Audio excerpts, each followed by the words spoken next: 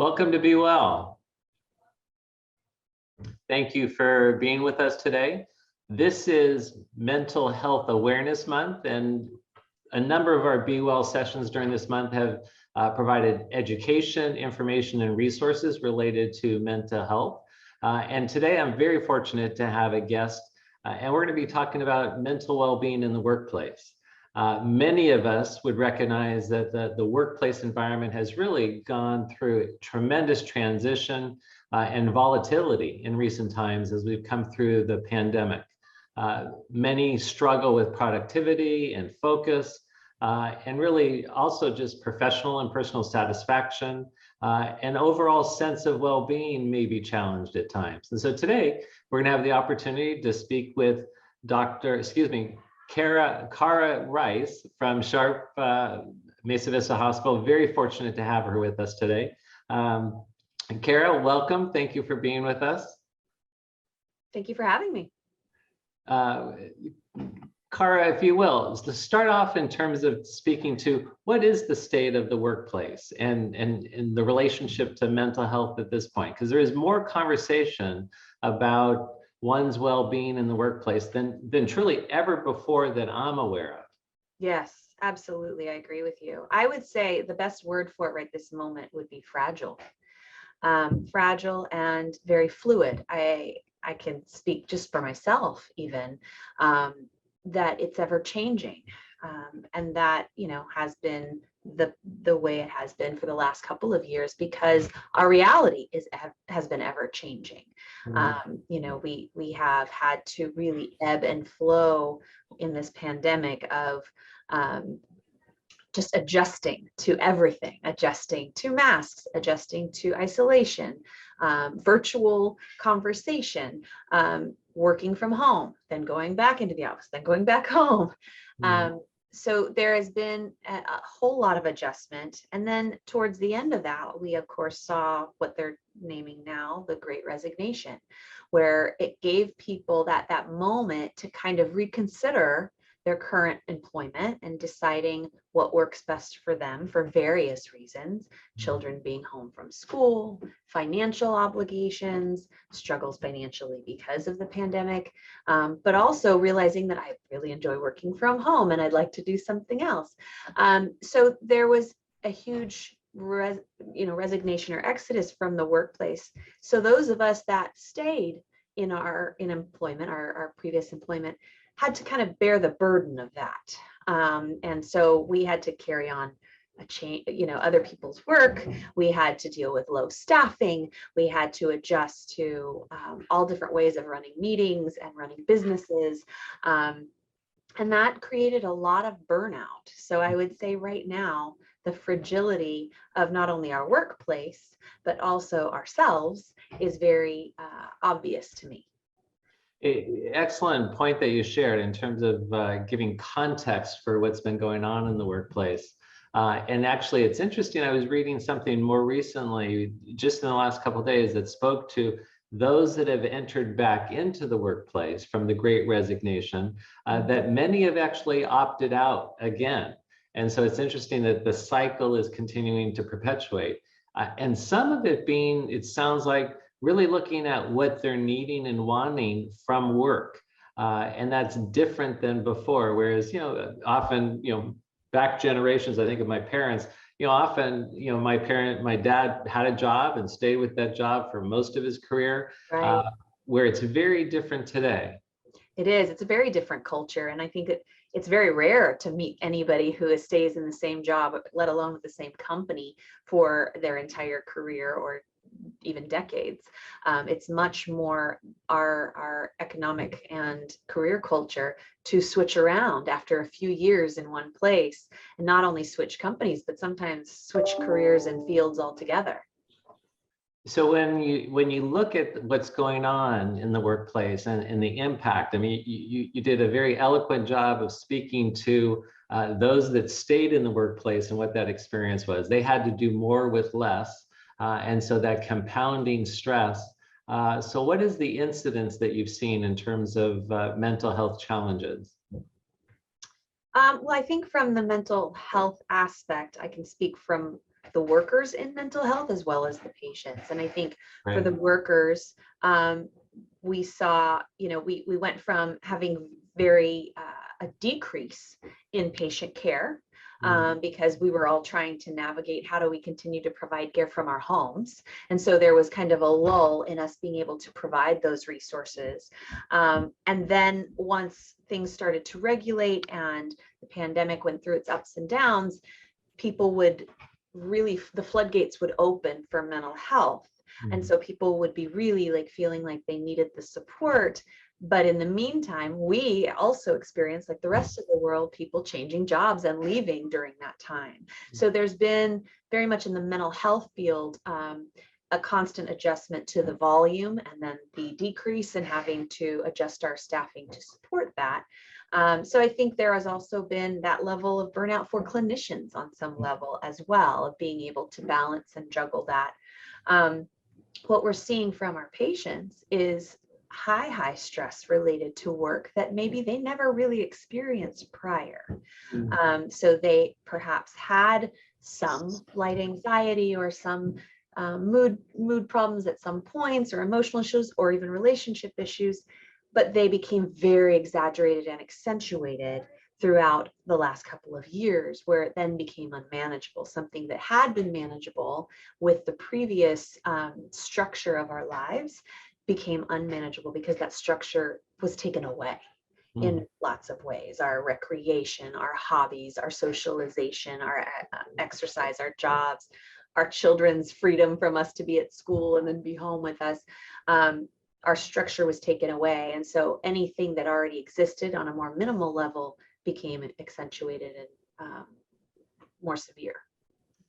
It's interesting. I think about, we were having a conversation just a few moments ago before we started about, I would consider your profession as essential workers as we were coming through the pandemic in terms of the care and providing that resource. And I know there's a lot of clinicians that had moved to telehealth, and obviously that provides a certain level of access, which would be important. But you were sharing based on the nature, really the intensive nature of your work, that you have been and continue to be in person in the hospital. And I just wonder what, as a mental health clinician, where you get your support and how do you look out for your team and your colleagues, because it's the whole analogy. I think of being on the plane and you go through the emergency drill, put the oxygen on you first, take care of yourself first so you can care for somebody else.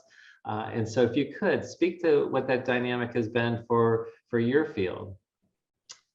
I think there was a real a validation and normalization that had to come with all of us. We had a couple of meetings at some points to just open it up for support. So I would get all my staff together and we would get on a Teams call in the middle of the pandemic and just say, how are you all doing? What's going on for you? Are you feeling overwhelmed? And then everybody just offering that support to each other and being able to validate that we're all in the same boat at this point and we're all experiencing that stress. But I think that what was really wonderful to see and admirable is not only were we all supportive of each other, but everyone had maintained that passion for, but we have to be there for our patients.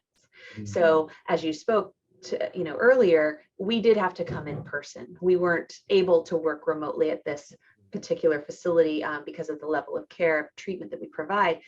So there was a lot of fear for a lot of people to come to work every day. They were just like our essential workers in the medical field. They would have to go home and potentially expose their families and their children to their patient, or to the possible infection. So there was a lot of anxiety about being here. And so we had to provide a lot of validation and support of, we appreciate you so much for still coming to work every day and showing up for your patients.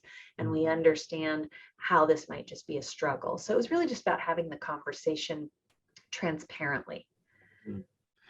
I think about, and I've been excited to have you come on because as a leader in my field, in terms of my branch and taking care of my team, I'm always looking at, what can I do to ensure I'm supportive and connected and lifting up my team, and also just aware of where they are and supporting them where they're at.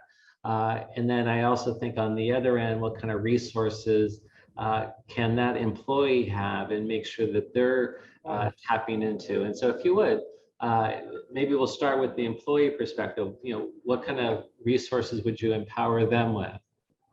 Well, I think, especially at my job and for many other jobs, there usually is an employee assistance program available very often. Sometimes there's not, but very often there is. And so that was kind of our first reach out, was we have these services provided to you. Many people don't access those services. They don't think to access those services. So that was our first kind of high level recommendation. If it's right here in front of you, go ahead and take it. There was also, there were times that people needed to create their own support groups amongst their peers and their coworkers. And so we offered that to people of, would you guys like to have your own kind of supportive group? And maybe your leaders don't attend that. And that would just be for you to provide support to each other and express yourselves. So, and again, I think a lot of people that may not in the past have reached out to mental health resources, individual therapy specifically, started to do so and started to feel the need to go ahead and have that service, even if it was just a video call. Right. Many of us got used to during the time. So I think about, you and I were also touching on, prior to coming on, stigma and just the sense of where stigma is related to mental health challenges. And I think of, how that can support or not support one reaching out and recognizing, I need something beyond what I have now. Right. We had an interesting experience during all of this where we wanted to offer support to our trauma and ICU care providers. As therapists, we are attached to a medical hospital. So we wanted to be able to provide some support to our nurses, our doctors, our medical assistants. So we did, throughout SHARP, go into some of those high volume units for COVID.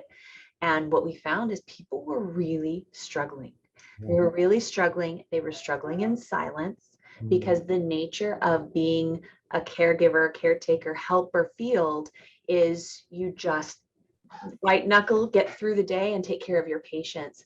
And the more you give into the trauma that you see, the exhaustion, the fear, the less you can do your job. So people have to suck it up and just move through it. And after 2 years of that, it started to really wear people down. And so as we saw in all of the workplace of people starting to leave their jobs, we wanted to make sure we could retain our nurses, retain our doctors. So it was really about, we have to give them support today, right now. And they can't not go to work to get that support. They have to work. So how do we provide them resources in the community through our organization to give them that emotional and mental health support while also keeping them at work so that they can take care of their patients? Yeah, I think about high achievers like yourself and what you're talking about in terms of working with physicians and nurses. And often when people are high achievers, they feel like they have to have had it all together. And so therefore, to show, quote unquote, that they're vulnerable, that they need assistance beyond themselves, because, doctors are used to just, they make the decisions and, it's life and death often. And so I could see how important it would be to be able to provide that support so that they can see that it's okay to get the support that's needed.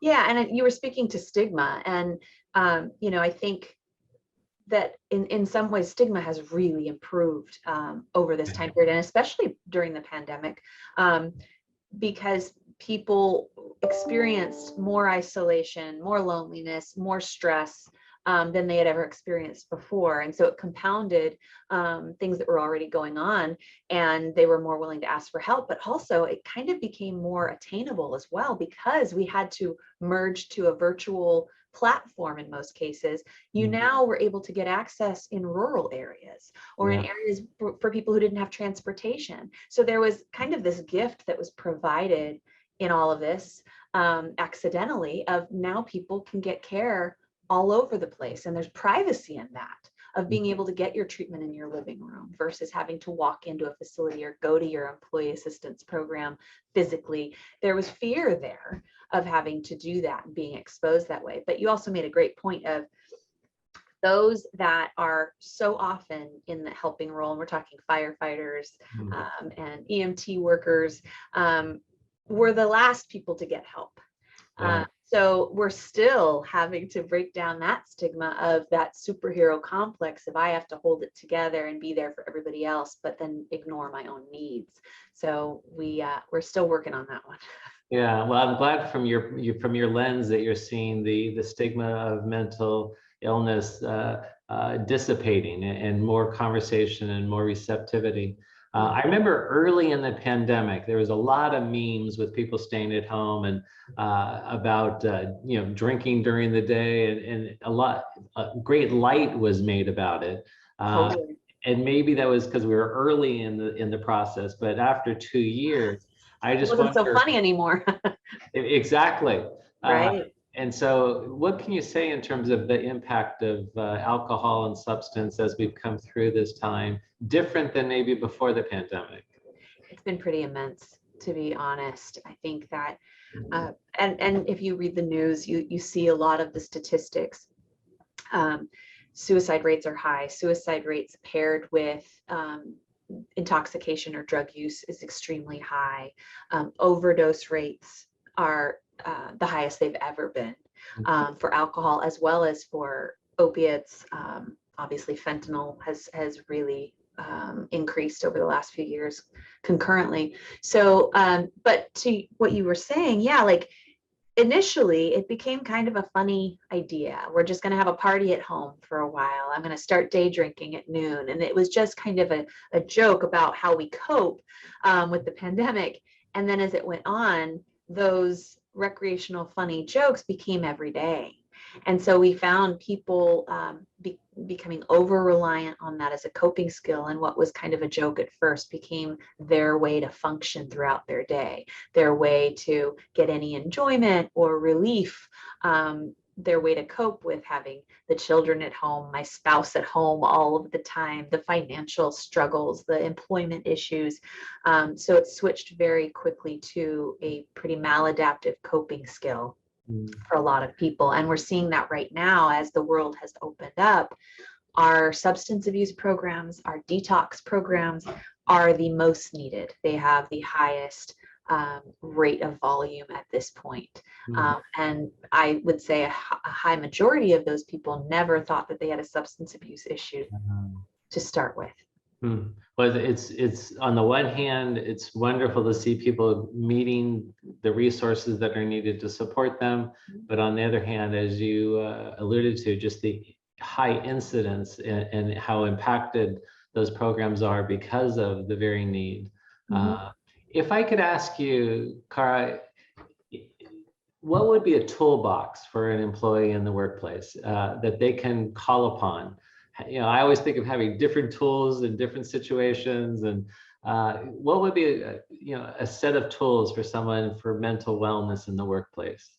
It's a great question. And I have had to use them myself. So there's a lot of tools I can suggest, but I think the most important whenever you're talking about stress relief, no matter where you are, is really looking at the mind and body and how they connect to each other. So how your physiological needs match your mental health needs and pairing those two together.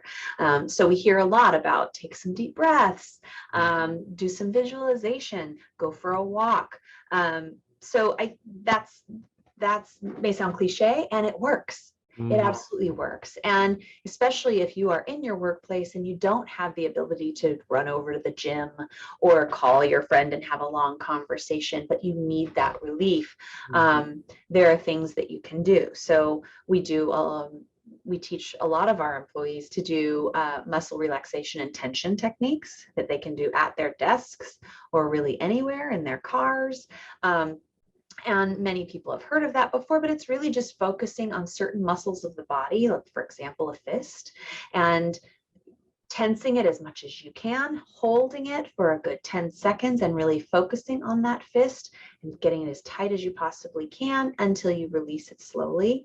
And it really helps release tension that you have in your body. And you do that throughout your body for as long as you need to, as long as you can. For some, it's just the fist and that's all they have time for. For others, they can go through the whole body. So starting, with their eyebrows and really raising them up and keeping them up and then frowning as hard as you can and then letting them go and then moving down to different body parts to get that tension and then that release. It also helps with your blood flow. It helps with your breath.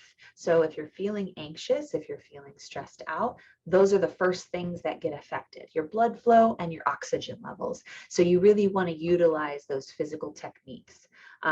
In regards to breathing, there's always the 4-square technique, which is also called box breathing. And really, it's very simple. It's really just about taking 4 counts to take a breath. So for example, you start with exhaling for 4 seconds. You then take a deep breath through the nose for 4 long seconds. You then hold that breath at the end for 4 long seconds, and then you exhale slowly for 4 long seconds. So you are really taking in the oxygen, you are letting it do its work, getting into your bloodstream, and at the same time, your muscles will relax with each exhale. It's really important, of course, with that, just like we learn in yoga and anything else, to take that deep breath in through the nose and then out through the mouth, because it circulates more effectively through your body that way. Can we do that a few more times? Sure, we can do it together. I'd love to that. I mean, I love what you've shared, Cara, because it's something readily accessible. We don't need anything other than just our own mindfulness to attend to, that I have these resources, I have the ability, I can do that in a minute. And you definitely, as you shared that with me, I practice it. You can experience just a greater calm, still presence. And so those are excellent. I think that's great value. Thank you. I was going to say too that, something a lot of people have done in my workplace is I saw a lot of orders for aromatherapy. And that was really helpful to people in their workspace as well. And that just really awakens the symptoms. A lot of people were using lavender or peppermint. Peppermint, it helps awaken the senses and makes you feel a little bit more alert, whereas lavender kind of relaxes you a little bit more. So I had a lot of orders for diffusers from my coworkers and my staff. So that was also a good one. That's excellent. I really appreciate those. I made note of those last 2. Thank you as well. How would one know if they're needing support beyond just the toolbox and beyond just talking to their colleagues? Yeah, I think you used a good term before, which was the tipping point. And the tipping point is, where does it go from being able to manage and function with whatever stress level you have to the point where you no longer are able to effectively manage that? And that's the moment that really most people realize they need to ask for help, either from their family or their friends or professionally, from a professional therapist. I would say that those tipping points are any time that you feel like you can no longer function in the same manner that you have been used to functioning. And that might be in the workplace. It might be at home with your family. It may be a relationship breakdown. Perhaps you find that you're no longer able to function as a parent effectively, or you're not able to tolerate conversations with your loved ones in a way that is kind of negatively impacting that relationship long term. So especially in the workplace, you might find that you have a preoccupation, that at work you cannot focus on your tasks at hand, that you're falling behind because you are preoccupied with either your own struggle of anxiety or depression, or you're preoccupied by the external. I had a really hard time this week with what was going on in the news. It was very difficult to check that out, put it over here, and do my daily job. I found myself very much preoccupied with the sad events of this world in this last week and in our nation. So, that really can compile it too. But the inability to function, people calling out to work a lot, getting sick a lot, feeling like they just can't mentally sustain their workday and need to take breaks. Irritability, sleep issues. If you are starting to have long-term sleep disruption, that can be a really big, not just a warning sign, but it's also really kind of detrimental to your ability to function emotionally and physically. So sleep issues, anxiety, irritability, and easily distracted.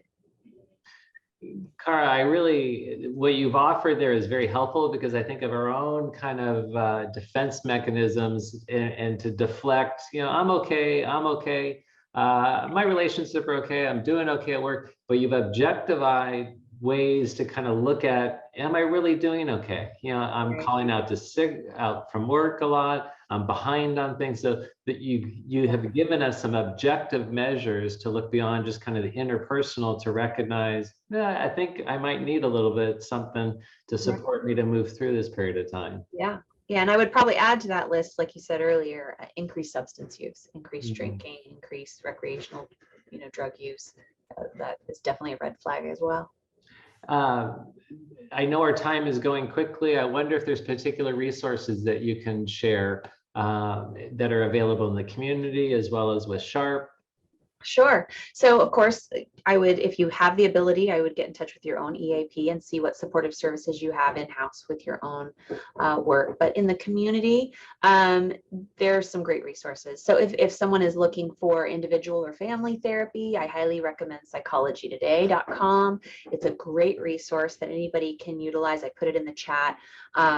It is a way to see not only like the faces of providers that are in the community and closest to you, but also read kind of what their missions are, how they do therapy. It gives you a great snapshot of who you might want to talk to. 211 San Diego is a great resource. It can help with everything from therapy to substance abuse to housing issues, financial support systems, benefits, medical benefits, things of that nature. So that is a really great resource. You just dial 211. It's very simple. Then, of course, if you're needing a little bit more increased care, there are the Sharp Mesa Vista programs. I will throw those out there.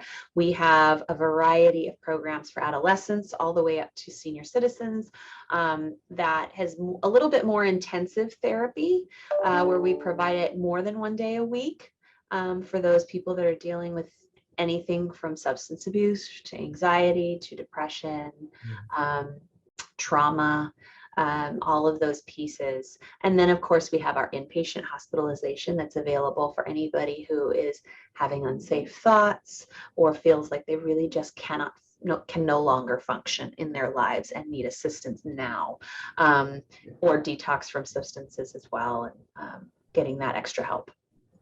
That's a wonderful litany of various resources. I had also just put in from my workplaces, the YMCA has a variety of services, youth and family services, and child resource services that people can access as well. So it's important to have partnerships like this, that we cast a broad net to make sure that we can create that access for those that are in need. That's a great point. And the YMCA, I mean, so many people I don't think realize how many resources, how much support you offer your communities. So many people just think of it as recreational or a great place to take their kids in the summer, and they forget about all the services you provide. Yes. Cara, anything in closing? And I have to tell you that throughout the time that I've had with you, I've had to intentionally make sure I'm saying Cara, because I apologized early on, because you have such a caring energy I was reading Cara versus Cara. So I like that. I like to be intentional so I can see how you're impactful in the work that you do. But Cara, anything that you'd want to share in closing? I think that I would just continue to state that we have all struggled with this together, all of us. I don't think there is one person in any field of work or at any age level that hasn't struggled in the last few years in some way, shape, or form. And so I think, as much as we were talking about decreasing stigma, it is okay to say, I'm not okay. Yeah. And I need help. And there are so many more services now than ever before. And it's worthwhile. It can only help you. It cannot hurt you. Yeah. Thank you. It's okay to say I'm not okay. Very, very important. Cara, thank you for being with me today. Thank you for the work that you're doing and how you're bettering our community. So thank you very much. Thank you for what you do as well. Thank you. And for those that joined us, thank you for being with us. And until we're together again, please be well. Thank you.